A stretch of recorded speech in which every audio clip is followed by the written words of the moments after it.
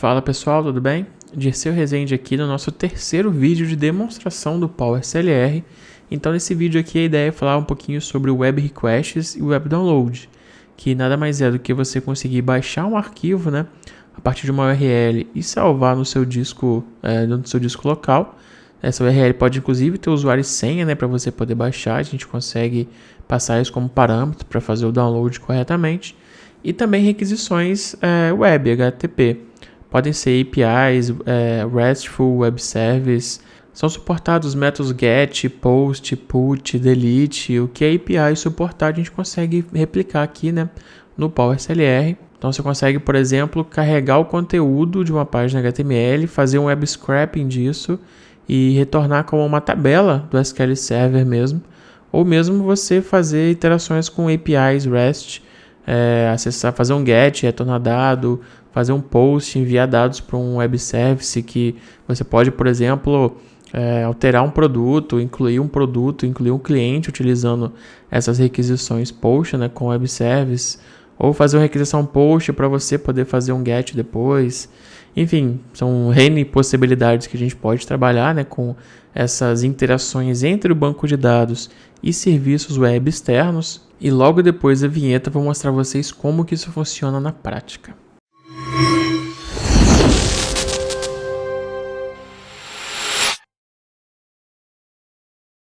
Então vamos começar aqui com as nossas demonstrações, né? Lembrando que quem quiser saber um pouquinho mais sobre o PowerCLR, você entrou nesse vídeo agora, não sabe nem o que é o produto, dá uma olhada aqui na powertuning.com.br/PowerCLR, ou se quiser mais informações ou pedir um orçamento, comercial@powertuning.com.br.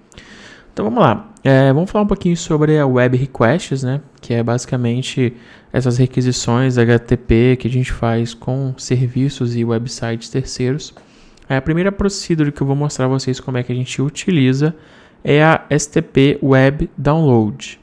Basicamente você vai passar a URL do arquivo que você quer fazer o download, né, para poder baixar para o seu disco físico, seu disco local. Esse parâmetro aqui, o segundo, é o str, arquivo destino. É basicamente o caminho local onde você quer salvar esse arquivo que você está baixando, né? E dois parâmetros opcionais, que é o usuário e senha, que caso esse download, né, essa URL, solicite um usuário e senha para autenticar, se você não passar o usuário e senha, ele vai falhar, né? Vai dar erro que não conseguiu autorização. Mas se você passar o usuário e senha corretamente, ele vai conseguir baixar o arquivo normalmente. Então o arquivo que eu estou baixando é o Process Explorer lá do sysinternals, é uma ferramenta bem utilizada para gerenciador de processos. Ele é melhor até do que o próprio nativo, né, do Windows, mas aqui poderia ser qualquer arquivo. E basicamente eu quero salvar este arquivo que eu vou baixar nesse diretório aqui, c2.powerclr/test2. Vocês estão vendo aqui que é um diretório que está vazio, né? Não tem nenhum arquivo aqui dentro. E a partir do momento que eu executar este comando aqui, ele vai baixar esse arquivo e salvar aqui nesse disco. Então eu vou executar essa query aqui. Ele já fez o download do arquivo. Eu volto agora para o diretório e o arquivo está aqui, 3 megas, né? Dou 2 cliques. Posso clicar 2 vezes, né? E ele vai abrir aqui o Process Explorer, que é esse executável, tá? Vou fechar aqui. Então, basicamente, é muito simples, né? É só passar esses parâmetros aqui e o arquivo vai ser baixado no caminho que você especificar. Vou fechar aqui.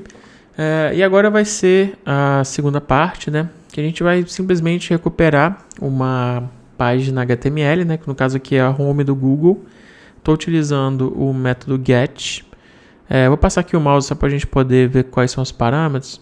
Então, basicamente, o primeiro parâmetro é a URL.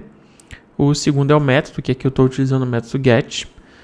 Esse terceiro parâmetro, que é chamado de DS Parameters, isso aqui você só vai utilizar quando você for fazer uma requisição POST, que é aqui você vai passar o body, né, ou o payload, dependendo da forma da API trabalhar. Mas é basicamente o conteúdo que você quer enviar na requisição POST.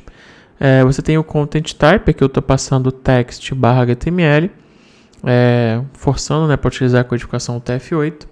O headers, eu estou passando headers vazio, porque eu não preciso, mas aqui você poderia passar os headers, né? E quantos segundos eu quero de timeout. Então, se eu definir, por exemplo, 60 segundos de timeout, ele vai ficar até 60 segundos aguardando o processamento. Então, se você está utilizando um web service que demora muito para retornar, por exemplo, se der, nesse caso aqui, 60 segundos, ele automaticamente vai interromper a execução porque atingiu o limite de timeout, tá?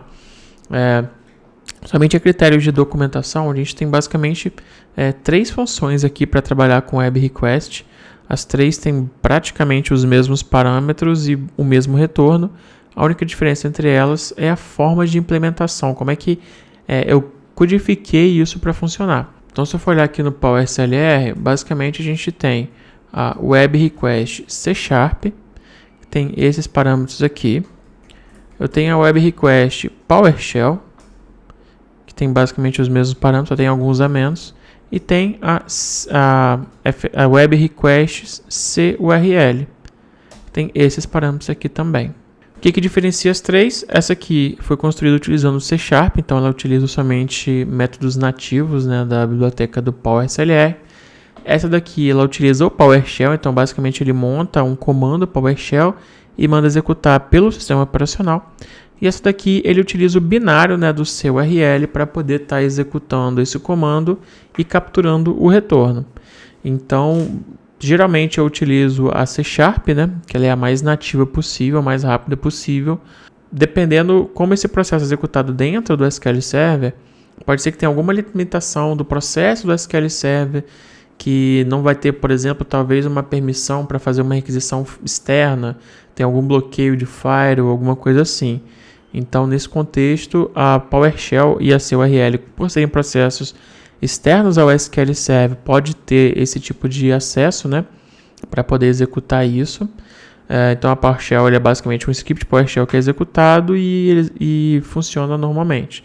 Só que dependendo da versão do servidor, de limitações, talvez bloqueios até de execução de PowerShell, já peguei cliente que o próprio PowerShell era bloqueado na máquina, acabou não dando para utilizar também. E a terceira opção foi utilizar o CURL, né, que é um binário independente. Só você colocar na pasta aqui de instalação aqui do CLR e ele vai utilizar essa versão específica do CURL que você precisa ou quer que use. Então são basicamente 3 implementações para fazer basicamente a mesma coisa. E dependendo do cenário, do ambiente, pode ser que uma seja melhor do que a outra, entendeu?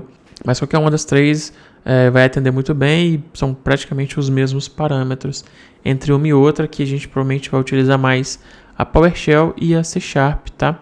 A CURL já teve um cliente que eu precisei utilizar ela para fazer integração com um web service do SAP, que como ele utilizava um certificado autoassinado, só funcionou utilizando a CURL, C# nem PowerShell funcionaram. Então depende muito do cenário, só saber mesmo fazer os testes, né, e ver qual das 3 que funciona melhor para o seu cenário. Então aqui basicamente eu vou chamar a função, então é uma função mesmo, escalar, né? Ela vai fazer essa leitura aqui e vai retornar como uma string. Você pode atribuir uma variável ou pode inserir numa tabela, fazer um update, enfim. Aqui eu estou dando um select nela, né? Então ele vai retornar o código HTML da página inicial do Google. Então aperto o botão F5, ele vai executar e aí ele trouxe aqui, como vocês podem ver, o conteúdo da página inicial do Google. Posso trocar esse select para um print, se eu quiser talvez tentar exibir melhor, né? Então ele exibe, obviamente que o próprio Management Studio ele limita a quantidade de caracteres, mas deu para ver que ele trouxe basicamente o conteúdo, né, o HTML da página inicial da Google. Poderia ser, por exemplo, a da Power Tuning.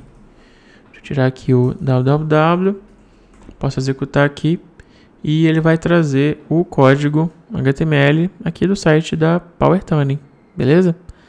Então, isso aqui é bem legal, você consegue recuperar, né, fazer requisições, pegar o conteúdo de uma página, atribuir uma variável e você pode fazer web scraping, pode trabalhar da forma que você precisar. Então vamos para outro exemplo. Agora eu vou fazer um exemplo bem legal, que é justamente um web scraping. Eu vou pegar aquele site, sqlserverbuilds.blogspot.com, que é esse site aqui, né? Para quem não conhece, ele é um site que contém uma compilação, né, de todas as versões e patches e updates que saem para o SQL Server para todas as versões. Então, por exemplo, eu vou clicar aqui no SQL Server 2019, ele tem o histórico completo de todos os updates que saíram, né? Com a data que ele saiu, versão do build, versão do arquivo. Se você clicar aqui, ele abre a página da Microsoft falando sobre esse update, né? Então ele tem todas as versões as builds, né, de cada uma das versões do SQL Server. Então aqui o que eu quero fazer para mostrar para vocês o poder do PowerSLR vou fazer um web scraping nessa página aqui. Como vocês podem ver, é uma página bastante extensa, com várias tabelas, com bastante informação.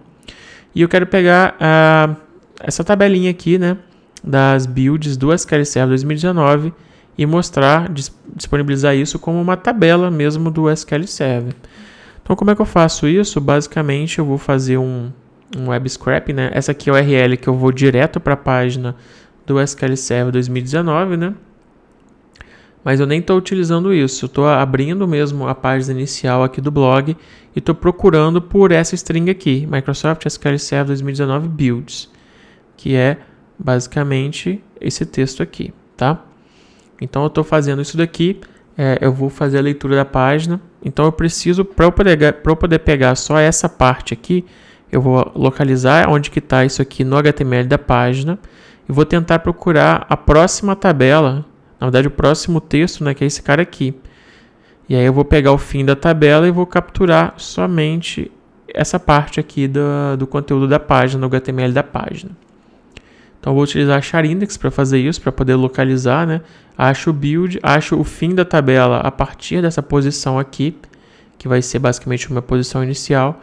E eu vou fazendo alguns replaces, porque o código HTML mesmo da página ela tem vários erros, né? Sintaxe mesmo de HTML, então ele não fecha direito os TDs, os TRs, e aí o XML fica inválido para essa página. Então eu preciso fazer esses replays para poder corrigir a página em si, tirar algumas incompatibilidades, que isso aí é do próprio SQL Server, que na hora que você pega uma string e tenta converter para XML, se tiver estilo, algum tipo de propriedade, quando você pega um HTML mesmo, ele acaba quebrando, não conseguindo converter. E como eu falei, isso não tem nada a ver com CLR. Você pega qualquer página HTML, jogar numa tabela e tentar converter para XML, ele acaba dando erro. Então eu faço esses replaces aqui, né, para poder ir corrigindo o próprio conteúdo da página e ele conseguir virar um XML íntegro. E aí eu consegui de fato converter, fazer essa etapa aqui, que é converter a string, né, que eu capturei para uma variável do tipo XML. Consegui converter para XML, eu vou lá e aí utilizo, né, funções nativas, né, para tratamento de XML do SQL Server, e eu consigo listar aquela tabela como uma tabela mesmo do SQL Server. Então, executando tudo isso aqui junto, eu vou fazer a request, né, passando a URL do SQL Server builds.blogspot.com, método get, sem nenhum parâmetro, né, sem body, o conteúdo, o tipo content type, né, o text/html, sem headers e 60 segundos de timeout. Faço todos esses tratamentos aqui na string, né, que eu vou retornar como uma varchar max, chamado retorno.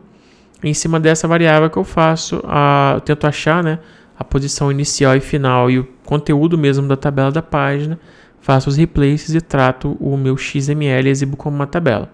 Executando tudo isso aqui junto, a gente vai ter basicamente essa tabelinha aqui, que vai mostrar para vocês já já.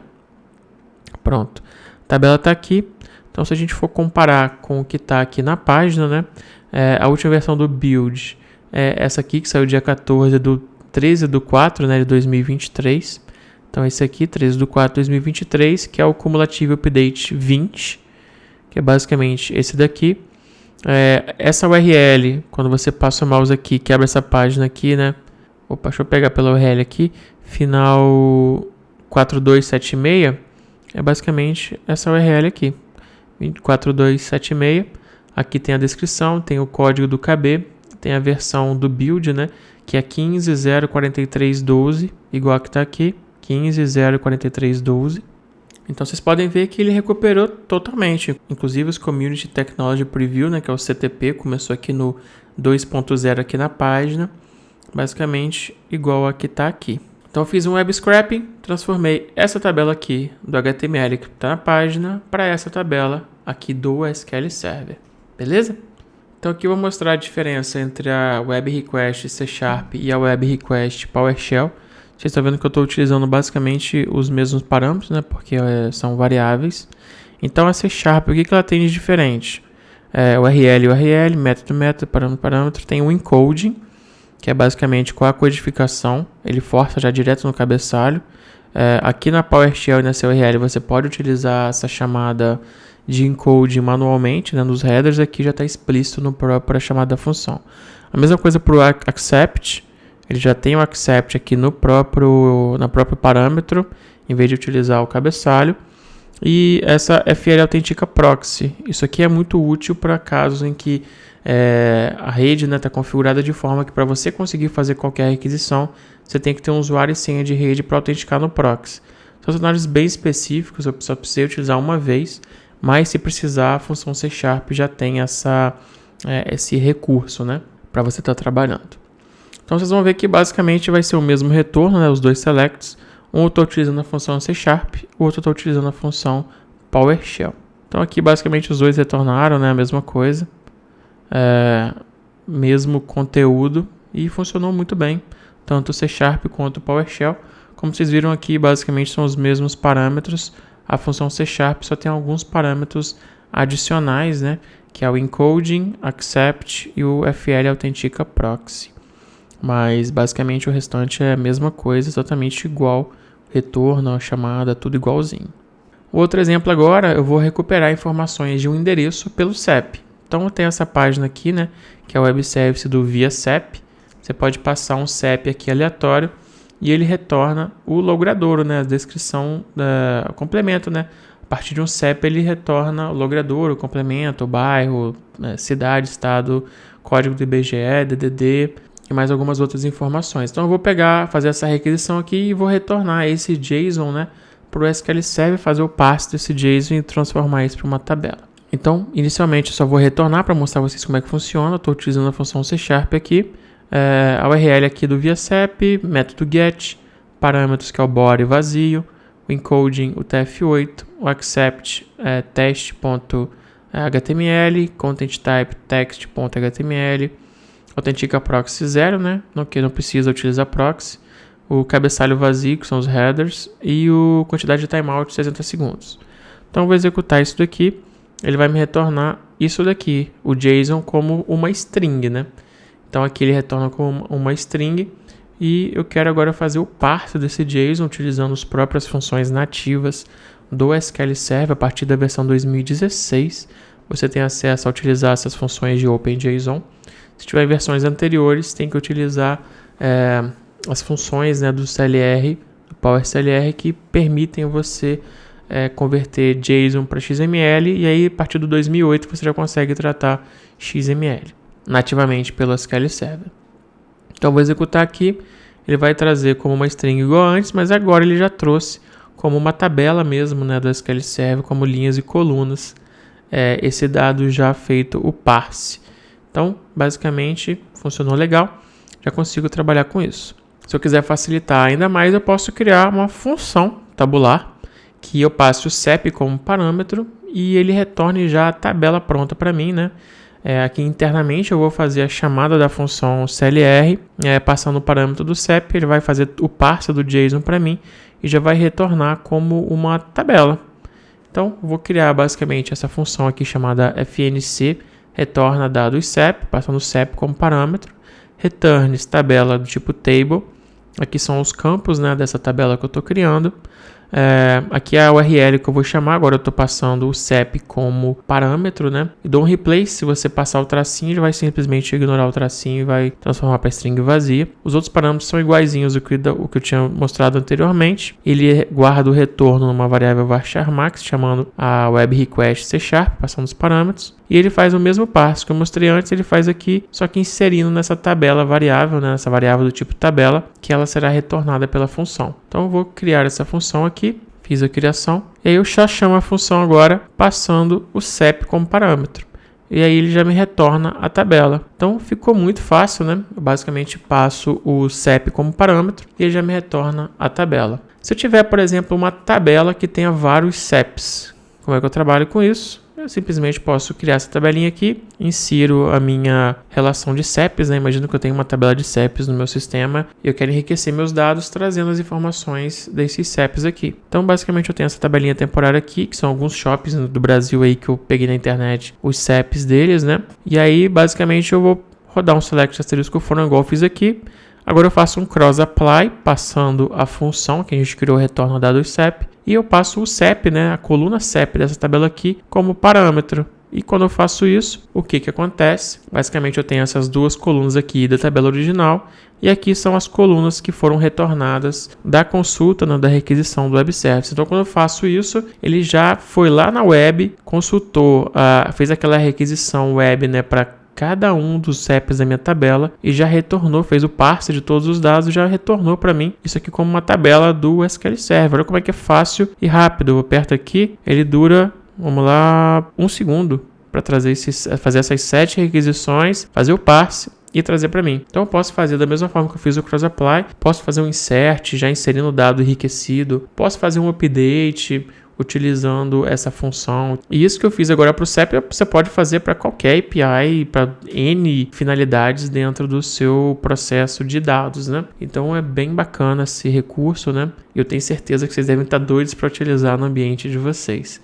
Inclusive no Azure SQL Database, né, que não tem suporte ao CLR, ele tem já uma função, uma procedure chamada SP Invoke REST Endpoint, que faz basicamente isso. A Microsoft liberou, acho que foi em novembro, né? Tem mais ou menos uns 6 meses. E no CLR, desde 2005, você já conseguia fazer isso. Então, olha, parece que a gente está caminhando na direção correta, que a Microsoft disponibilizou, né, nativamente, depois de anos, no Azure SQL, algo que utilizando o CLR você já conseguia fazer desde 2005 no SQL Server On-Premise. Vamos ver mais alguns exemplos legais. Vou utilizar o Azure Cognitive Services para poder fazer análise de sentimento. Então, eu passo um texto aqui, uma frase, né? E ele vai me dar um score entre positivo, negativo e neutro para falar se essa frase foi uma frase positiva, uma frase neutra ou uma frase negativa. Isso aqui é muito bom para analisar feedback, né? Às vezes você tem um campo de comentário, tem um e-mail que você recebe, você quer fazer uma análise de sentimento. Pelo próprio banco você já consegue classificar isso, gerar indicadores e armazenar esse score, né, de análise de sentimento no próprio banco de dados. Então eu pego esse payload aqui, que seria o body, né? E vou fazer uma requisição post agora, um pouquinho diferente. Aqui eu tenho o token de autenticação, que é basicamente a chave, né, do meu de autenticação do Cognitive Service, que eu encriptei com o var binary, né?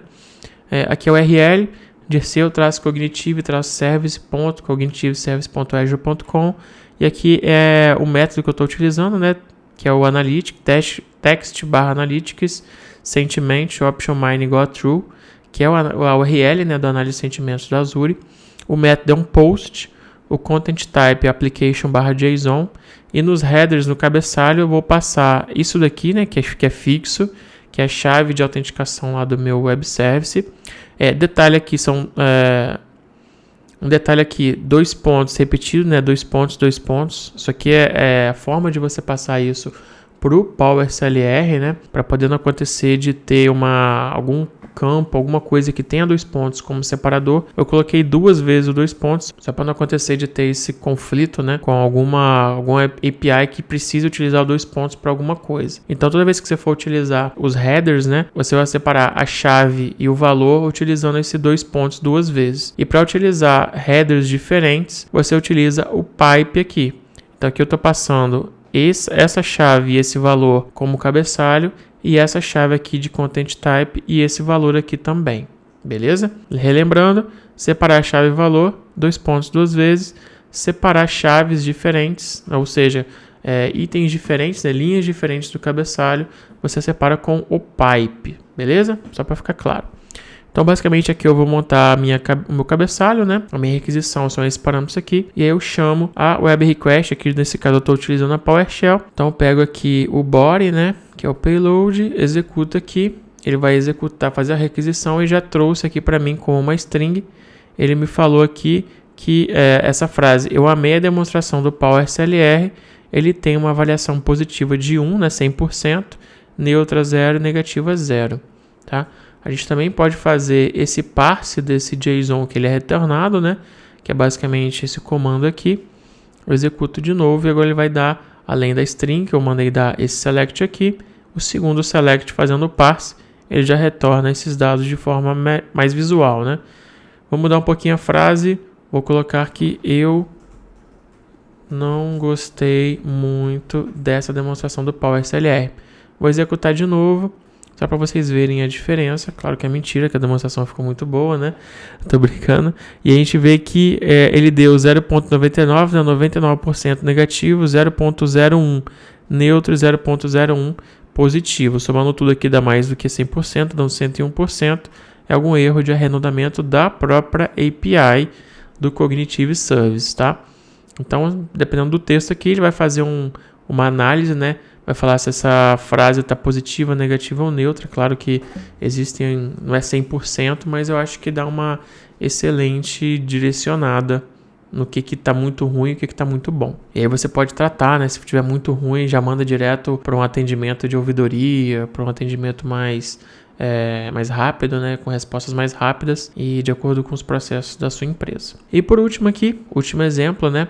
É o nosso querido ChatGPT. Então eu estou utilizando aqui o API Management do Azure para poder simplesmente converter isso para uma URL que não exponha, né, a URL original do ChatGPT, poderia ser a URL direto. Eu estou utilizando o API Management só porque para utilizar esse exemplo, esse mesmo exemplo, utilizando o Azure SQL, ele não funciona, né, por conta dessa limitação do Azure SQL com URLs externas que não sejam Microsoft. Então eu tive que utilizar isso daqui para poder utilizar o mesmo exemplo com o CLR e com o Azure SQL.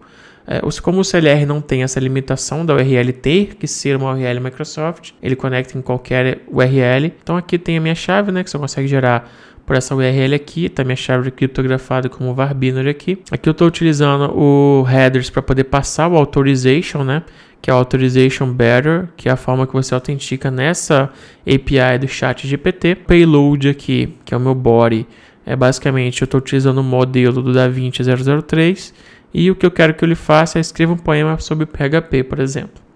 Então eu mando exibir isso aqui lá no ChatGPT, né? Ele vai fazer a requisição, vai retornar para mim, já vou colocar direto o parse junto com a string que ele vai retornar, então ele vai retornar os dois.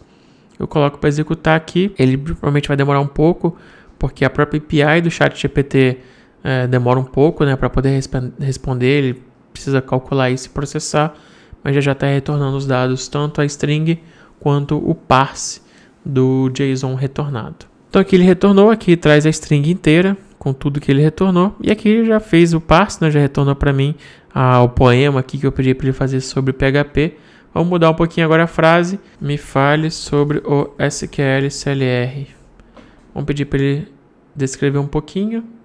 Então, vou executar novamente e deixar o ChatGPT ele mesmo falar sobre o SQL CLR. Então, beleza. Retornou aqui como string, não? Esse texto grandão. E aqui ele está retornando o texto já tratado, né? Então, ele que falou que o SQL CLR é uma extensão do Microsoft SQL Server que permite o uso de linguagens usuais de programação para a criação e execução de código dentro do próprio ambiente, dentro do servidor de banco de dados e tal. Então, basicamente esse é o último exemplo, né, dessa parte de Web Request. Vocês viram que dá para a gente fazer bastante coisa, bastante comunicação, integração entre o banco SQL Server e serviços externos, ChatGPT, análise de sentimento, APIs de terceiros, fazer download de arquivos, retornar o conteúdo de uma página web para você fazer um web scraping e tratar alguma coisa, exibir como tabela. E então as possibilidades são praticamente infinitas, né? Espero que tenham gostado desse vídeo. E no próximo vídeo eu vou falar sobre leitura, alteração e inclusão de dados em planilhas Excel pelo SQL Server. Beleza, pessoal? Então, obrigado e até a próxima.